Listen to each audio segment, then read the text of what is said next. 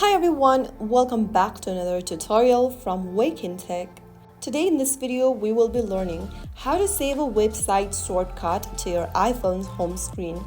First of all, open the Safari browser on your iPhone to get started. Now go ahead and go to the website you want to save. For now I'm just gonna type in apple.com, and then once you end up in the website, click on the arrow pointing upwards or the share button at the bottom center of the screen.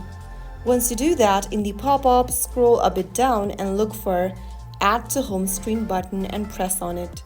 Now, here you can edit the shortcut's name. I'm just gonna name it as shortcut for now. And once you do that, click on Add at the top right. Now, as soon as you do that, you will see the website shortcut on your iPhone's home screen like an app icon. Tap it anytime to open this site directly. Saving a website shortcut to your iPhone's home screen is a quick way to access your favorite pages without typing the URL again. Whether it's a blog, news site, or a personal dashboard, you're just one tap away. If you found the video helpful, don't forget to like, share, and subscribe to the channel. I will be back again in the next episode. Thank you for watching.